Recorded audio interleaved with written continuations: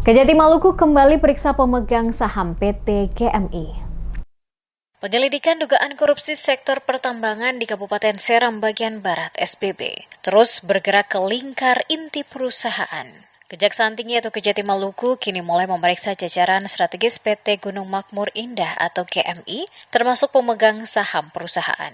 Pada Senin 13 April, tim penyelidik memeriksa Po Kwang, salah satu petinggi sekaligus pemegang saham PT GMI. Pemeriksaan itu berkaitan dengan dugaan penyimpangan dalam proses perpanjangan izin usaha pertambangan atau IUP, produksi marmer, serta persetujuan rencana kerja dan anggaran biaya RKAB, komoditas batu gamping untuk periode 2020 hingga 2025.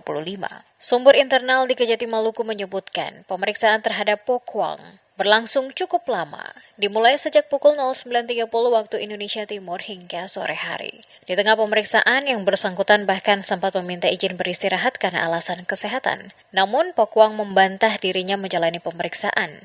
Kepada wartawan, ia mengklaim kedatangannya ke kantor Kejati Maluku hanya untuk menghadiri agenda pisah sambut Pangdam.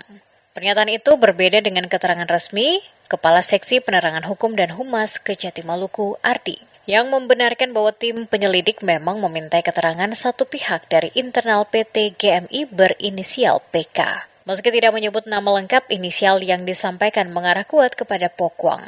Perbedaan keterangan antara pihak yang dipanggil dan aparat penegak hukum pun memunculkan pertanyaan publik terkait transparansi serta tingkat kooperatif pihak-pihak yang terseret dalam proses hukum ini. Ardi menegaskan penyelidikan masih terus berjalan dan tidak menutup kemungkinan akan ada pemanggilan pihak lain yang diduga mengetahui maupun terlibat dalam proses penerbitan izin tambang tersebut. Kasus yang tengah ditangani ini berfokus pada dugaan tindak pidana korupsi dalam pengurusan perpanjangan IUP produksi marmer dan persetujuan RKAB Batu Gamping periode 2020 hingga 2025 di Kabupaten Seram bagian Barat. Sebelumnya, penyelidik juga telah memeriksa Direktur PT GMI, Joni Keliduan. Pemeriksaan terhadap sejumlah petinggi perusahaan dinilai menjadi sinyal kuat bahwa penyelidikan mulai menyasar pihak-pihak yang memiliki peran strategis dalam pengambilan kebijakan perusahaan. Hingga kini, tim penyelidik masih fokus mengumpulkan bukti dan keterangan guna memastikan ada tidaknya unsur pidana sebelum perkara ditingkatkan ke tahap penyidikan.